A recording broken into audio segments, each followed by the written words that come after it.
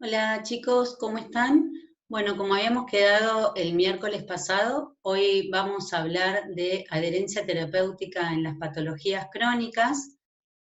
Yo les voy a dejar después de la clase un foro como para que ustedes me puedan hacer todas las preguntas e inquietudes que tengan acerca de la clase de hoy.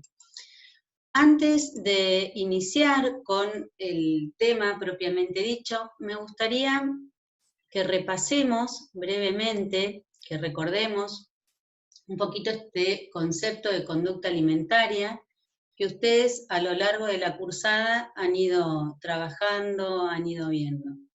Recordemos que la conducta alimentaria es una conducta aprendida. ¿Qué significa esto? Que esta conducta es el resultado de infinidad de factores emocionales, experiencias desde la niñez, creencias, valores, que la alimentación constituye un símbolo social.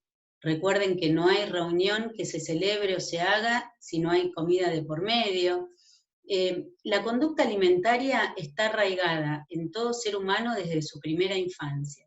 Es decir, está condicionada por las experiencias vividas en la niñez. Recuerden que esta conducta alimentaria se forma por lo general en los primeros 5 años de vida.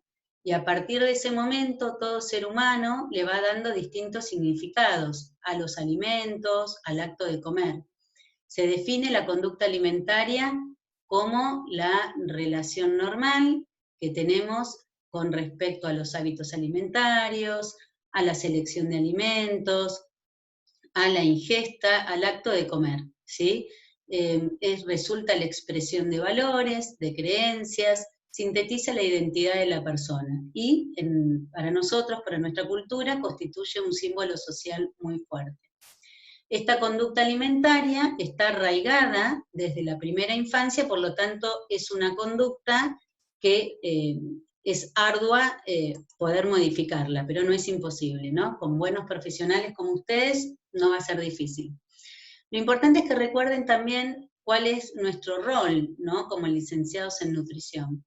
Sea cual sea el ámbito donde ustedes se desarrollen, siempre van a tener que trabajar en la educación y reeducación de esta conducta alimentaria.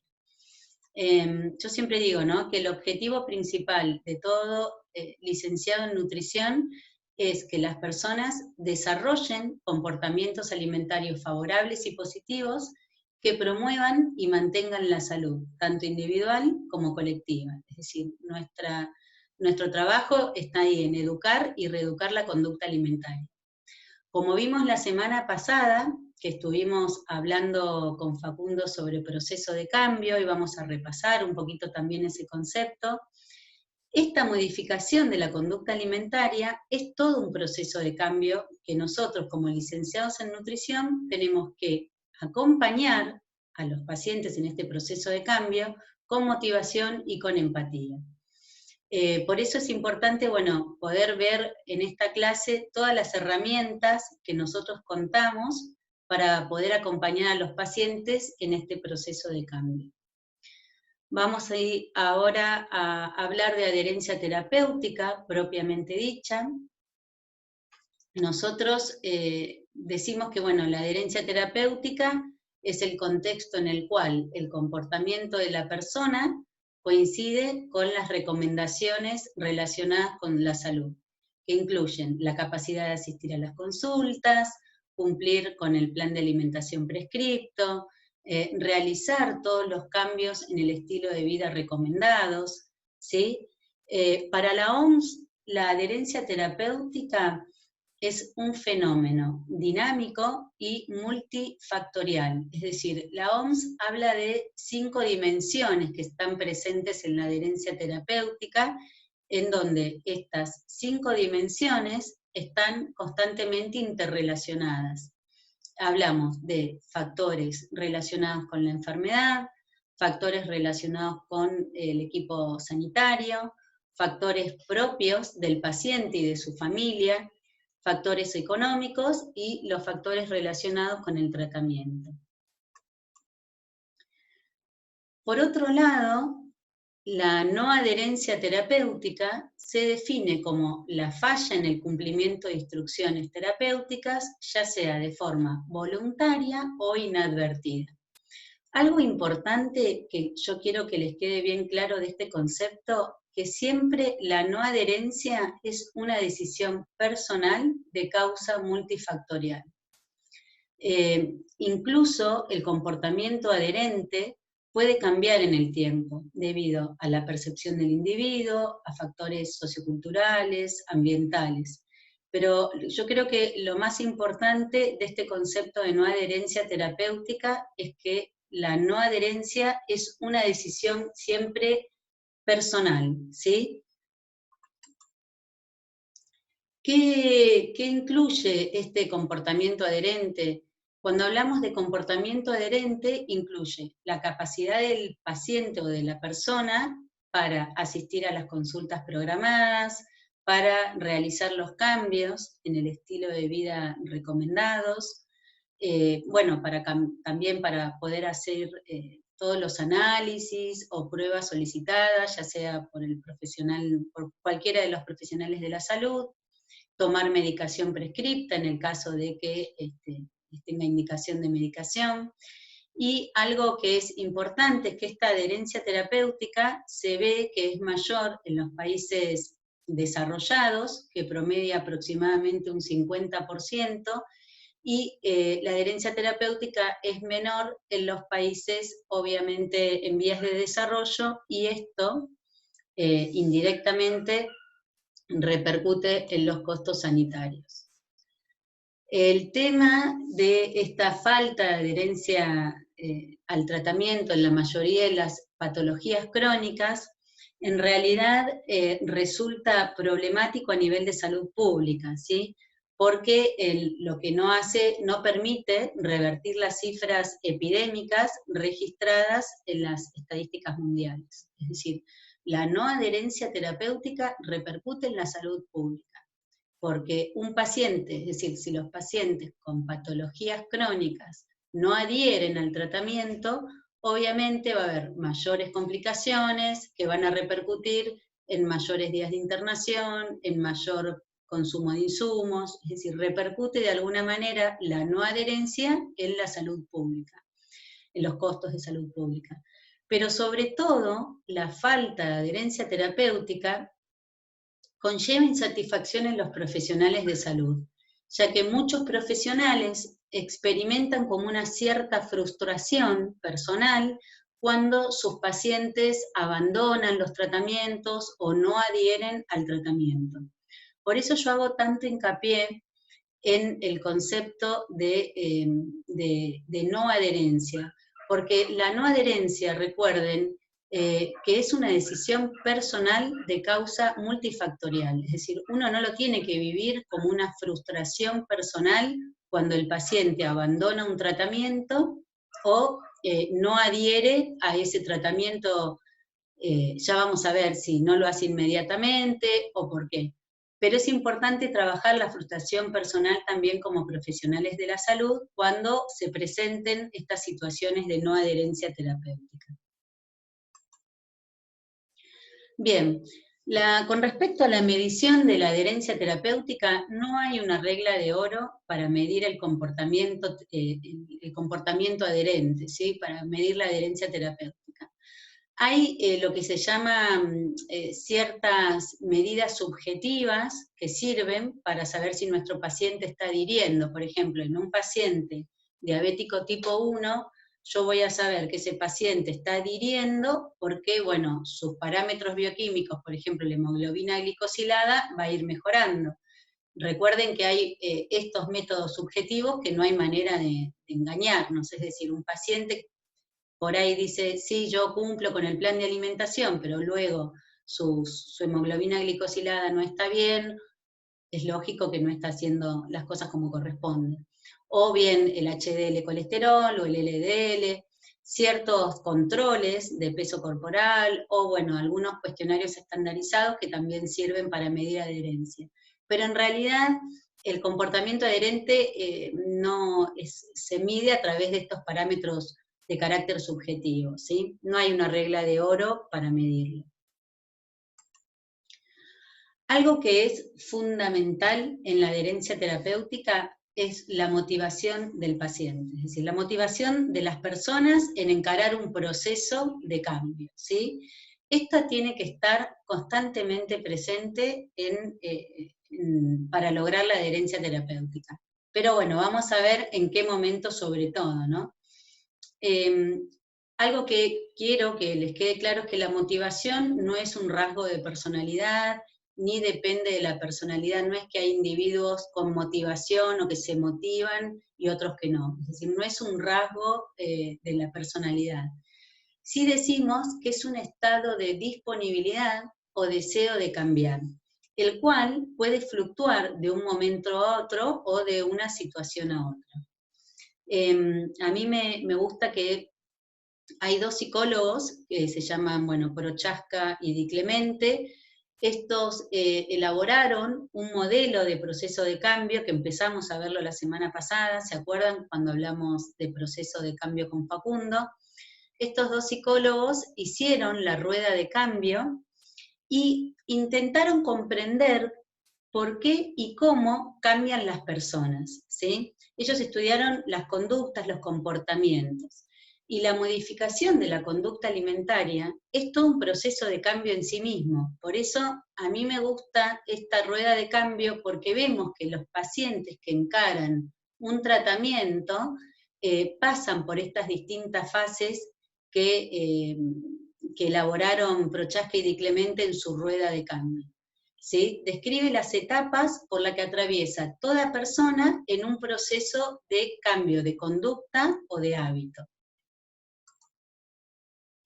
Esta rueda de cambio lo que hace es, nos presenta, ¿sí?, distintas etapas, que inicia con la etapa precontemplativa, refleja que cualquier persona, es decir, que todas las personas en cualquier proceso de cambio va a pasar, va a girar por esta rueda y aproximadamente yo estudiando las conductas y los comportamientos, vieron que las personas pasan de 3 a 7 veces por esta rueda antes de lograr el cambio de conducta estable o definitivo.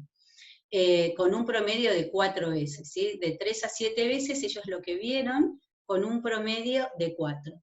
Esto es importante, ¿por qué? Porque ellos están presentando un proceso de cambio y como la conducta alimentaria, la modificación de la conducta alimentaria es todo un proceso de cambio, por lo general esto se ve en todos los pacientes que encaran un tratamiento. Entonces, para repasar un poquito, la adherencia terapéutica, para lograr la adherencia terapéutica tenemos que tiene que estar la motivación presente, ¿sí? Que dijimos es un estado de disponibilidad o deseo de cambio. Para lograr que este paciente adhiera al tratamiento, no piensen que lo va a hacer de la noche a la mañana, que va a ser inmediata la adherencia terapéutica. ¿Por qué? Porque como es un proceso de cambio, va a pasar la persona por esta rueda de cambio un par de veces antes de lograr el cambio de conducta o el cambio estable, ¿sí? Fíjense que comienza con la etapa precontemplativa, ahora vamos a ver cada etapa, pasa a la contemplativa, preparación y acción, mantenimiento, y luego pasa al éxito, pero también una parte de la rueda de cambio, una etapa es la recaída. ¿Qué significa esto? Que la recaída es una etapa más del cambio, ¿sí? Ojo, nosotros como profesionales de la salud no tenemos que obviamente estimular la recaída, al paciente a recaer, pero sí advertirle al paciente que una de las etapas del proceso de cambio va a ser la recaída. ¿Por qué? Porque yo de esta manera, advirtiéndole, le voy a dar una expectativa realista del tratamiento, ¿sí? Que no pasa nada si un día se cae y que lo vuelve a retomar, ¿sí? ¿Por qué les digo esto? Porque al paciente es importante decirle que por ahí en algún momento es lógico que tenga altibajos en el tratamiento, porque de esta manera lo estamos preparando para una posible recaída y que no se desmoralice, ¿no? Que pueda seguir adelante con su tratamiento. Recuerden que esta modificación de la conducta alimentaria es todo un proceso de cambio, ¿sí? Reeducar la misma como todo proceso de cambio, tiene que ser de manera gradual y paulatina, que es lógico que el paciente vaya girando varias veces alrededor de esta rueda antes de alcanzar un cambio estable, ¿sí? Y prevenirlos con la recaída para no desmoralizarlo, ¿sí? Esto es importante. Y también ustedes tenerlo en cuenta y no experimentar una frustración, porque como dijimos, la falla también de adherencia terapéutica es una decisión personal de causa multifactorial. Pero ojo, una recaída no significa que sea no adherencia terapéutica. Una recaída es una etapa más del proceso de cambio. Acá vamos a ver cada etapa de la rueda y qué estrategia nosotros podemos utilizar. Por lo general, en la etapa de precontemplación, el paciente, yo siempre digo que está en la etapa de negación.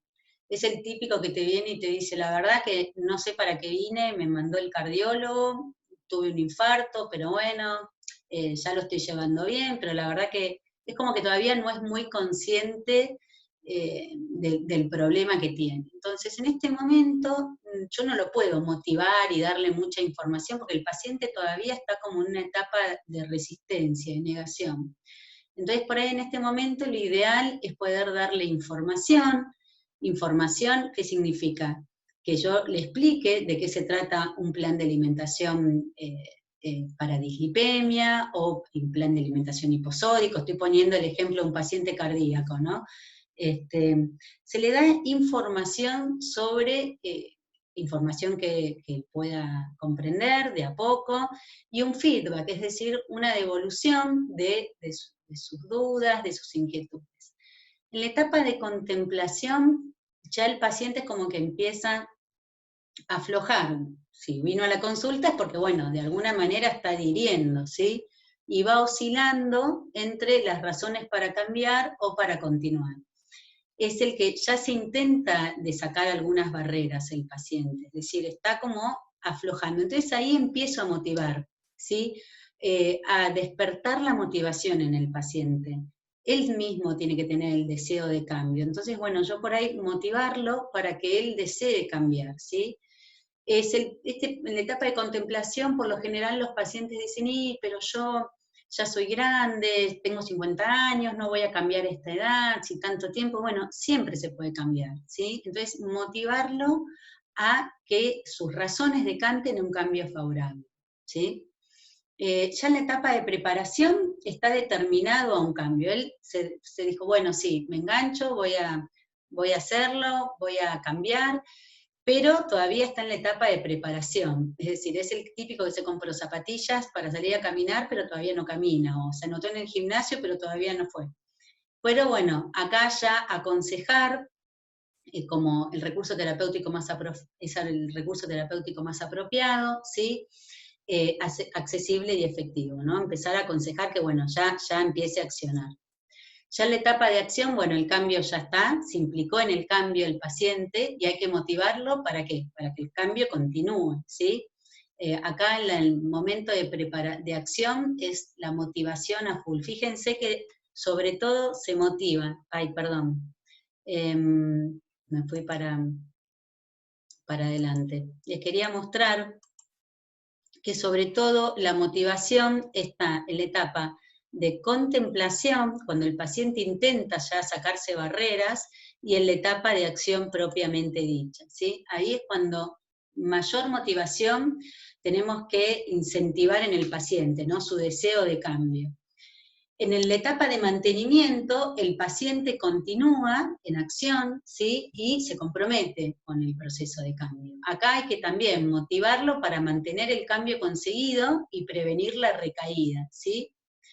Y si cuando el paciente caiga en la etapa de recaída o esté en la etapa de recaída, hay que estimularlo, motivarlo, ¿sí? Para que reinicie la rueda, para que comience a girar nuevamente. Acá es fundamental evitar la desmoralización, ¿sí? Y renovar la etapa de determinación para continuar el cambio. Por eso es importante que el paciente nosotros antes lo hayamos prevenido de que es posible de que tenga una recaída. Por eso yo les digo, si a nuestros pacientes no es estimularlo a recaer, no es eso, se los aclaro por las dudas, sino prevenirle de que en algún momento, es lógico que tenga algunos altibajos, uno lo está preparando de alguna manera para que no se desmoralice y quiera continuar. Bien. Algo que yo siempre digo que es sumamente importante es que ustedes, como profesionales de la nutrición, de la salud, cuenten con habilidades y estrategias para trabajar fundamentalmente los que van a trabajar en el área clínica. Cada vez que el objetivo sea modificar las conductas y los hábitos no saludables que potencien o desarrollen las enfermedades crónicas no transmisibles, se debe buscar la motivación del paciente y su deseo de cambio. Esto es fundamental, chicos. Por eso, como profesionales de la salud, tienen que aprender a desarrollar todas las habilidades o estrategias para lograrlo. Hay infinidad de cursos que, no sé si seguramente han escuchado hablar, la Sociedad Argentina de Nutrición, bueno, siempre, si ustedes hacen cursos para lograr estas estrategias, habilidades, que se llaman, por lo general, coaching nutricional, siempre háganlos con profesionales serios y respetados en el tema, ¿no? Pero es importante que ustedes cuenten con estas estrategias y habilidades para, de alguna manera, poder manejar las entrevistas, o bueno, hoy vamos a hablar de la entrevista motivacional, también de lo que es la consejería nutricional, que son las distintas estrategias para que nuestros pacientes vayan logrando en este proceso de cambio la modificación de sus conductas no saludables, ¿no? Y poder alcanzar conductas saludables óptimas, conductas alimentarias, ¿no? Que en realidad yo hablo de conductas saludables porque no es solamente la alimentación, es todo un estilo de vida, por lo general, que las personas tienen que modificar. Bueno, vamos a empezar con la entrevista como estrategia. La entrevista, yo siempre digo que se concibe como un encuentro, ¿sí? Entre el entrevistador, que sería el profesional de la salud, y el entrevistado. En este encuentro siempre se genera, como todo encuentro, un campo de relación, donde hay aspectos racionales y aspectos emocionales presentes.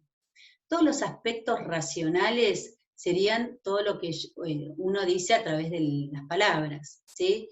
Y los aspectos emocionales, que ustedes también tienen que tener en cuenta, es todo lo que la información que nos brinda el paciente a través del lenguaje analógico. Es decir, a través de sus gestos, a través de su expresión, a través de su postura, de su mirada.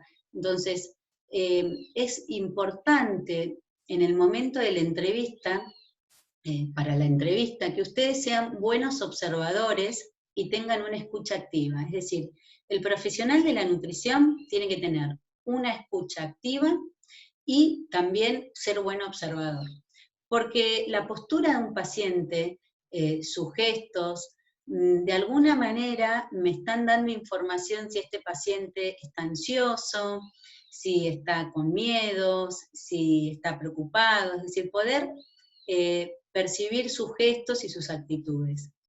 Y algo que es importante es que siempre la entrevista, ya sea de primera vez o ulteriores, siempre es una incógnita nueva de velarse, porque no sabemos con qué va a venir ese paciente.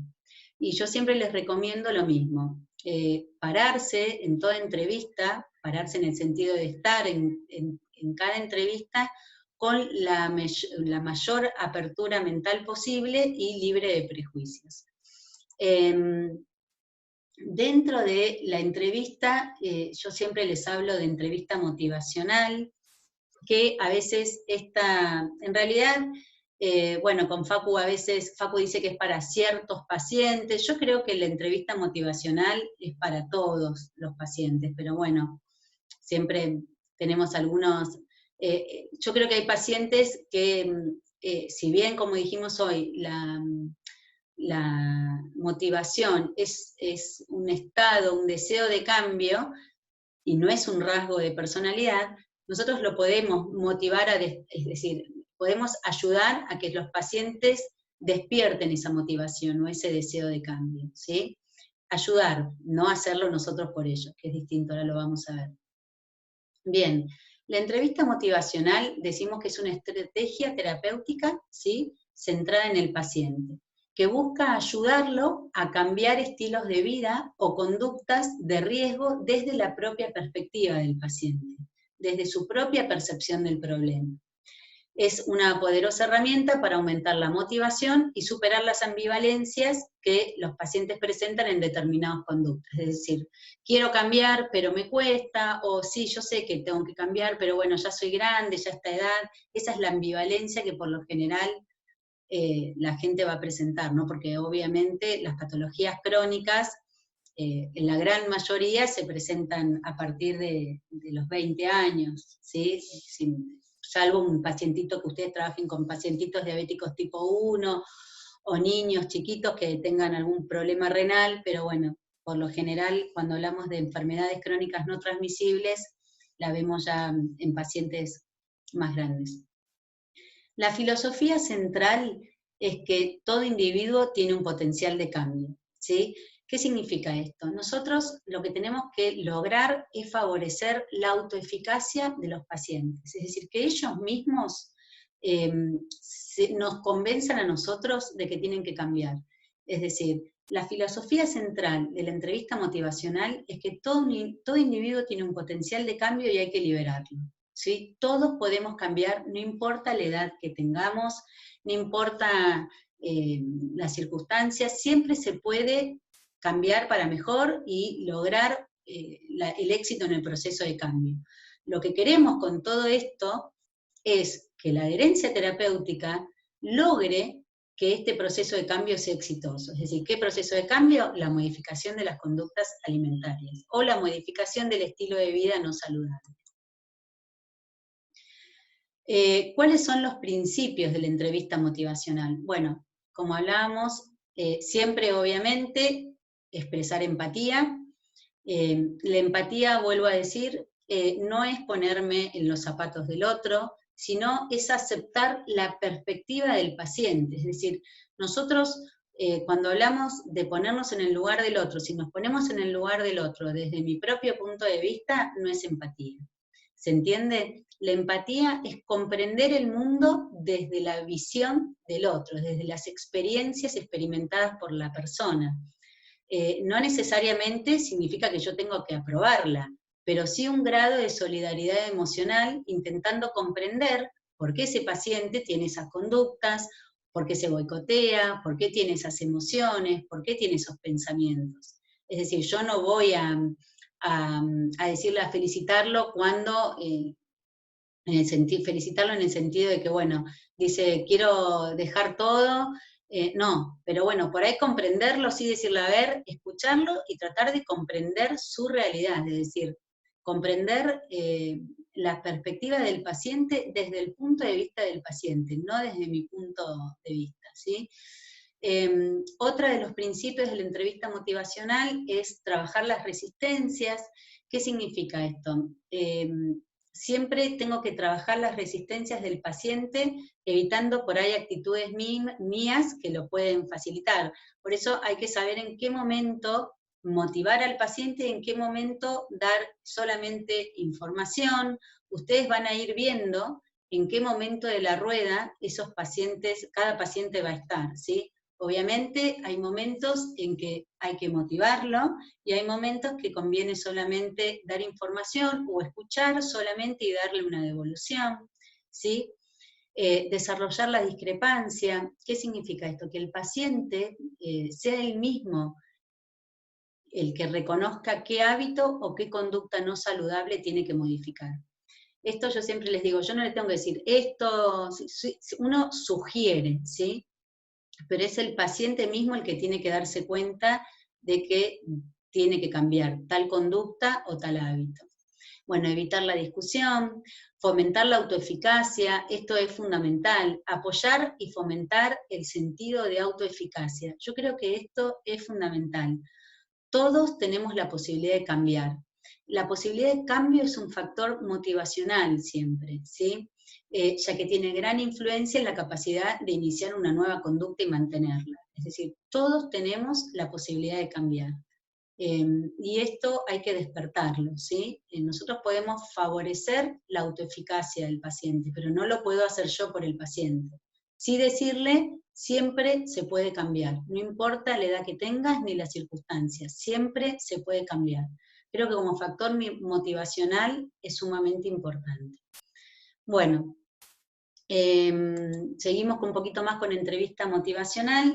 Yo quiero que puedan ver la diferencia entre una entrevista, lo que llamamos clásica informativa, de la entrevista motivacional. Ojalá ustedes el día de mañana no sean profesionales que solamente manejan una entrevista clásica o informativa, porque la verdad que sería pobre el trabajo, en el sentido de que no me sirve, como profesional de la salud tampoco me da satisfacción sacar un plan de alimentación impreso, una hoja y dársela a los pacientes, a todos por igual, y la verdad que es, bueno, cada uno después el día de mañana verá cómo trabaja, pero me gustaría que puedan ver la diferencia entre los dos estilos de entrevista. La entrevista informativa, lo que llamamos la entrevista clásica, es la que da consejos expertos, es decir, yo estoy de este lado del escritorio y soy el que sé, y bueno, doy consejos expertos sin que me importe mucho qué es lo que le está pasando a la persona que tengo delante. En cambio, la entrevista motivacional estimula la motivación para pasar a la acción, ¿sí? Yo estoy motivándolo al paciente, tengo empatía con el paciente, me interesa preguntarle qué pasa con su vida, ¿sí? Sin involucrarme, obviamente, en su vida íntima. Por lo general, la entrevista informativa o clásica es coercitiva, es decir, obliga, ¿sí? Hace esto y si no lo haces, bueno, vas a fracasar. No, al contrario, la entrevista motivacional favorece el posicionamiento, ayudando en la reflexión, es decir, lo ayuda a reflexionar al paciente de los beneficios de un cambio de conducta, de un cambio de hábito, de un cambio de estilo de vida saludable. La entrevista informativa, lo que llamamos clásica, repite consejos tipo loro. En cambio, la entrevista motivacional siempre va a ser un resumen de puntos de vista y bueno, va a ir trabajando de a poco. Es lo que les decía, actúa con autoridad, en cambio la motivacional ayuda colaborando a decidir el cambio. Y la entrevista clásica informativa por lo general es rápida, porque bueno, a todos les doy la misma, el mismo plan fotocopiado. En cambio, la entrevista motivacional es de aplicación progresiva, va paso a paso. Recuerden, toda modificación de la conducta alimentaria es un proceso de cambio, por lo tanto, tiene que ser paulatina y progresiva, paso a paso, ¿sí? Bueno, espero que hayan comprendido un poquito la diferencia entre estas. Vimos como estrategia la entrevista. Ahora vamos a ver otra estrategia que la llamamos consejería alimentaria, o consejería nutricional, o counseling, como seguramente la pueden ver de distintas maneras. Lo importante es que la consejería no es aconsejar, ¿sí? Sino que el propósito fundamental de la consejería es favorecer la autonomía de las personas, mediante un desarrollo de un vínculo entre el consejero y la persona que viene a verlo, ¿sí? Los consejeros acompañan, los consejeros ayudan a los individuos en este proceso de cambio, acompañan, pero no hacen, es decir, el que tiene que tomar las riendas del cambio es el paciente, ¿sí? Siempre se reconoce a la persona como protagonista de su propia historia y que es capaz de tomar la decisión, ¿sí? La técnica de consejería, por lo general, lo que hace, como les dije, no es aconsejar, sino acompañar y sugerir, ¿sí? No, uno está para sugerir, obviamente, los cambios, pero es decir, siempre le da al paciente la autonomía y la autoeficacia, que el proceso de cambio lo tiene que realizar el paciente, ¿sí?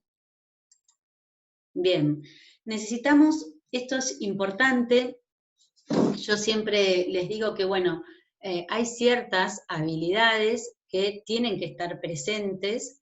Esto está en consejería, pero yo siempre digo que es para todo, ¿no? Nos sirve como profesionales de la salud siempre. Estas habilidades de escucha y aprendizaje. ¿Qué son las habilidades de escucha y aprendizaje? La primera, hablamos de utilizar comunicación no verbal útil. Comunicación no verbal útil es todo lo que yo les estoy diciendo sin palabras, es decir, al paciente yo tengo que hacer contacto visual, tengo que tener mi cabeza a la misma altura de él, ni más arriba ni más abajo, estar presente con una actitud de interés, es decir, no puedo estar bostezando mientras la otra persona me está hablando, ni cruzada de piernas, ni cruzada de brazos, es como una actitud de apertura, ¿sí? Y de interés en la que la persona me está diciendo. Esto es lo que decimos a través del lenguaje analógico, como digo yo, a través de los gestos, de la mirada, de hacer contacto visual, de poder darle con mi presencia una actitud de que me interesa lo que me está diciendo. Si yo estoy bostezando, mirando la hora, es como que, bueno, no es una actitud muy agradable de mi parte. Siempre otra habilidad decimos que es hacer preguntas abiertas, sobre todo con aquellos pacientes que les cuesta mucho poder hablar en las consultas. Hay gente que es como más retraída o más tímida, ¿sí? Hay otra que hay que frenarla un poco, pero por lo general con este tipo de pacientes en realidad se recomienda a todos, pero siempre hagan preguntas abiertas. Las preguntas abiertas son aquellas que por lo general comienzan con contame, por qué, cómo, y que invitan al diálogo, ¿sí? Son aquellas que no se contestan con sí y con no. Bueno, obviamente dar respuestas y gestos que demuestren interés. ¿Qué es esto? Yo tengo que dar una respuesta al paciente lo que me está contando. Por eso es esto de la escucha activa. La escucha activa tiene que estar constantemente. Es decir, el paciente me está hablando y yo le tengo que dar una devolución de lo que me está diciendo. Porque si el paciente me está hablando y yo sigo con otro tema, es como que no escuché absolutamente nada, no me interesó nada de lo que me dijo, ¿sí? Expresar empatía, bueno, esto, como yo les decía, tratar de comprender la situación del paciente desde el punto de vista del paciente, no desde mi propio punto de vista. Algo que es importante es, como les dije, comprenderlo, que no significa aprobarlo, comprenderlo. Y de a poco, si yo no estoy de acuerdo, le voy sugiriendo los cambios gradualmente. Evitar el uso de palabras enjuiciadoras. Esto es muy importante. Yo trato de no decirles bien, correcto, incorrecto, mal, porque el paciente por lo general las puede malinterpretar, las personas las pueden malinterpretar, ¿sí? Y bueno, devolver los comentarios, que es lo que yo les decía, ¿no? Esto de tener una escucha activa constantemente. Otras habilidades son las habilidades para reforzar la confianza y dar apoyo. Estas habilidades son muy útiles, sobre todo para que la persona pueda lograr la confianza en sí misma, ¿sí? Para reconocer las propias habilidades, que él puede lograr este éxito en este proceso de cambio, ¿sí? Las habilidades de reforzar la confianza y dar apoyo están aceptar los sentimientos y pensamientos de la persona. Recuerden que todos somos distintos con experiencias de vida distintas y bueno, yo tengo que aceptar lo que el paciente piensa o siente, ¿sí? No reprimirle si él me dice, bueno, la verdad que estoy medio bajoneado por esto. No, a ver, yo lo tengo que escuchar y aceptar. Vuelvo a lo mismo, no significa aprobarlo. Por ahí si yo no estoy de acuerdo, darle una respuesta neutral y luego ir como sugiriéndole los cambios, pero no puede reprimir lo que él siente o piensa, ¿sí? Algo que es muy, muy importante es reconocer y elogiar las actitudes positivas. Esto es fundamental. El elogio a toda persona lo motiva, le da ganas de continuar adelante en el tratamiento. El elogio es fundamental, ¿sí? Da confianza, da ganas de seguir adelante y el elogio siempre motiva. Y sobre todo siempre reforzar las actitudes positivas, aunque sea que ese paciente asiste a la consulta siempre, ¿sí? No suspende la consulta con el profesional. Nunca hay que retarlo al paciente porque no logró los objetivos que habíamos planteado para esa consulta o para ese día. Yo creo que esto es fundamental. Ustedes jamás pueden retar a nadie porque no alcanzó los objetivos propuestos para esa consulta, ¿sí? Siempre elogiarlo. Y sobre todo, bueno, si no hay nada para elogiar, por lo menos ese día vino a la consulta, y eso es, está dentro del éxito, ¿sí? Que no la anuló. Dar ayuda práctica por ahí parece bobo, pero bueno, es fundamental que yo le dé una mano para subir a la balanza, que le acerque una silla, habla de una actitud nuestra también, ¿no? De agradable y de poder hacer sentir cómodo y bien al otro. Dar información pertinente, ¿esto qué significa? Seguramente van a tener que hacer muchísima educación alimentaria con cada persona que ustedes vean, porque bueno, es tanta la información que manejamos, pero cuando hablamos de pertinente significa que paso a paso, ¿sí? Yo no lo puedo apabullar en una consulta con todo lo que tengo para decirle y para ir modificando sus conductas y sus hábitos. Por esto la información tiene que ser pertinente a cada consulta, ¿sí? Y plantearnos objetivos a corto plazo. Yo sé que van a tener que trabajar con muchísima información para darles. Nosotros tenemos que hacer una gran educación alimentaria. Recuerden que hablábamos de que tenemos que educar y reeducar la conducta alimentaria, pero esto tiene que ser gradual, de a poco. Utilizar lenguaje acorde. Utilicemos con los pacientes lenguaje familiar, el lenguaje técnico profesional lo usamos con colegas, con profesionales de la salud. Siempre bajar, yo no le puedo hablar de, no sé, en este momento, de polisacáridos, de dextrosa, si el paciente, siempre acorde a la persona que tengo adelante, ¿sí? Utilizar un lenguaje familiar. Bueno, esto de ir sugiriendo los cambios, invitándolo, hacer sugerencias, ayudándolo a la reflexión para que él mismo quiera el cambio y nunca dar una orden, ¿sí? Si no, caemos en la entrevista clásica o la entrevista informativa. Bien. Yo siempre digo que, bueno, cuáles son estas estrategias y habilidades que fuimos viendo. Ustedes vayan diseñándose estrategias e instrumentos que agilicen la consulta y que sobre todo favorezcan la adherencia terapéutica al tratamiento de las patologías crónicas, porque esto es lo que vamos, favoreciendo la adherencia terapéutica al tratamiento, vamos a lograr el éxito en este proceso de cambio de las conductas, ¿sí? Bueno, siempre es importante que ustedes como profesionales de la salud, de la nutrición en este caso, mantengan una distancia óptima frente al entrevistado o frente a la persona que tengan, adelante, el paciente, de manera que no me coloque ni tan lejos ni tan cerca, es decir, ni tan lejos para afectivamente no comprenderlo, ni tan cerca que me confunda afectivamente con él. Y algo que es importante es que manejen su ansiedad, logren el autoconocimiento.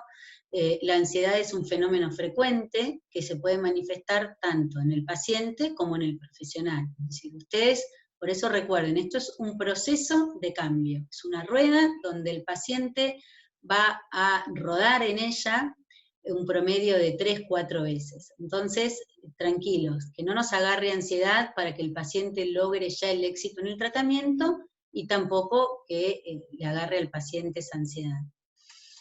Bien, para ir cerrando, creo que ya falta poquito. Fundamental la calidad de relación con nuestros pacientes, ¿sí? Que ustedes puedan tener una buena comunicación es un requisito esencial. Recuerden que no es solamente la comunicación verbal, sino todo lo que dicen con la mirada, con la postura, con sus gestos, ¿sí? Y trabajar sobre la educación del paciente requiere tiempo, y la comunicación es clave para que esta relación interpersonal sea adecuada y exitosa. Estas habilidades de escucha activa, acompañamiento, contención, empatía, articulando todo esto con una adecuada dietoterapia y educación alimentaria, sí, es lo que ustedes van a lograr el tratamiento, un éxito en el tratamiento de sus pacientes. Yo siempre digo, es importantísimo que como licenciados en nutrición tengan una completa comprensión de la psicología. ¿Por qué? Porque la psicología, nosotros tenemos que aprovechar las herramientas que nos da la psicología para poder lograr una mayor comunicación con los pacientes y utilizar esas herramientas en favor de una mejor relación con el paciente, ¿sí? El éxito del tratamiento depende del vínculo que yo como licenciado en nutrición establezca con la persona que viene a consultar, ¿sí? Y algo que es fundamental es que ustedes siempre desarrollen una mirada biopsicosocial, emocional, espiritual de la persona, porque bueno, de esa manera van a poder dar un abordaje integral del mismo, ¿sí? Recordando que el concepto de salud es global, ¿sí? Yo tengo que enfocarme en un estilo de vida saludable, que no solamente contemple la modificación de los hábitos alimentarios, sino también de todas las conductas saludables de vida. Que sea una conducta libre de obsesiones, de restricciones, y siempre acompañada, bueno, de una actividad física placentera y acorde a las posibilidades de cada uno. Bueno, creo que el concepto de herencia terapéutica está claro. Cualquier cosa, vuelvan a escuchar la clase, y yo al finalizar la misma les dejo un foro abierto o para que hagan las consultas o inquietudes que tengan, me pueden escribir tranquilamente, no tengo ningún problema. O bien cuando, creo que la semana que viene vamos a hablar del concepto de salud y vamos a hacer una clase en vivo, también me pueden preguntar ahí, como ustedes deseen. Si me quieren escribir, no tengo ningún problema. Bueno, chicos, muchas gracias y nos estamos viendo.